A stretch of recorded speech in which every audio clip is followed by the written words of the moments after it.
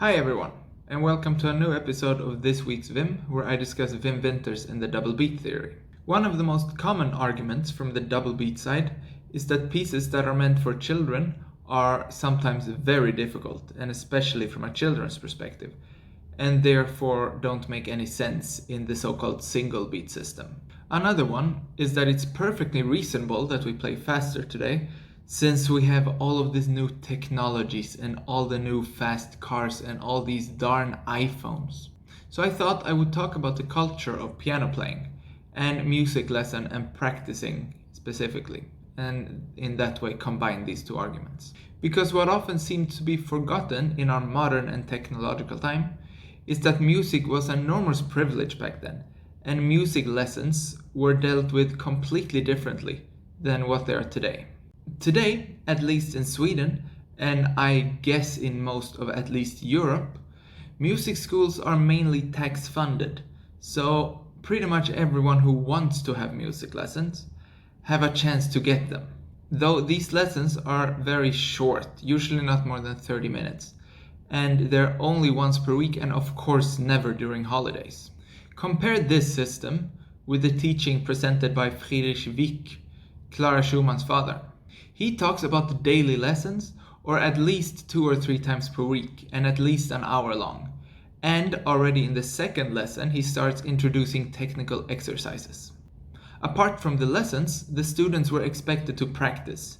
Wieck writes that he has no interest in teaching lazy students, so we can assume that they practiced. He also comments on that students will learn how to read after about 60 to 80 lessons, which would be about 6 months later. In our modern system, 60 to 80 lessons would be like 2 years later. This book I'm paraphrasing from is called Piano and Singing, and I will link it in the description. It's based on conversations with students and their families, and no matter who the students are, the importance of exercises and the importance of flawless techniques is mentioned constantly. Now compare this highly privileged practice with lessons several times per week and focus on technique already from the second lesson, with today's standard with 1 lesson per week no longer than 30 minutes. Then imagine that your teacher was called Czerny, who was both a world-class pianist and a world-class teacher. Then again add that his exercises aren't meant for amateurs or even average students, but for the extraordinary talented ones, as he writes in his 40 daily exercises.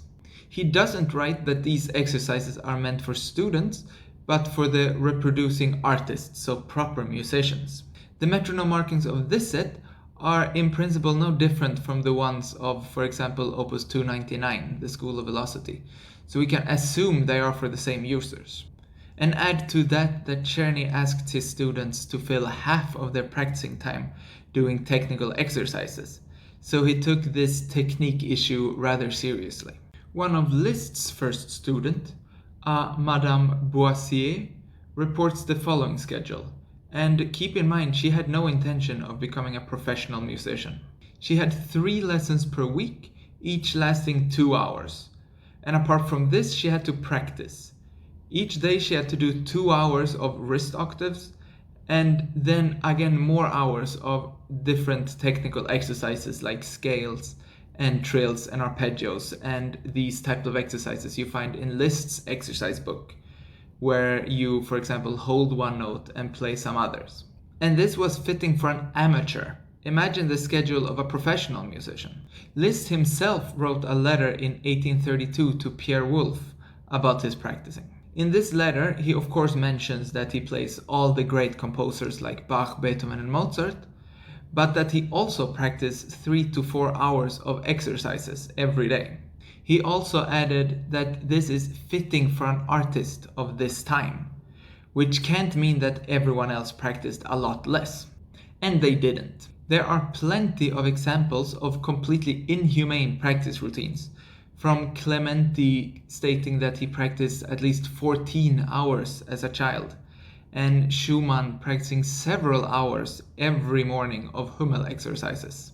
Kalkbrenner said he practiced 12 hours, and Henslet said he practiced 16 hours. So clearly, the incredibly condescending "we should just practice more" that Wim likes to mention is just exactly what we should do. If we want to reach those metronome numbers, we kind of have to practice. Even children were reported spending half a day at the piano. So yes, Wim, just practice more. Because now we've arrived at a little bit of a crossroad. Either students of Czerny practiced technical exercises hours and hours every day, received several lessons a week, and were considered at least somewhat talented, and still didn't manage to play faster than an average 14-year-old today. Or double beat isn't applicable. It's not reasonable, in my opinion, that these type of practice routines would result anywhere near the tempos that Wim is trying to push. This, of course, doesn't mean that I advise my students to have this type of practice routine, but it clearly speaks against the double beat use of the metronome.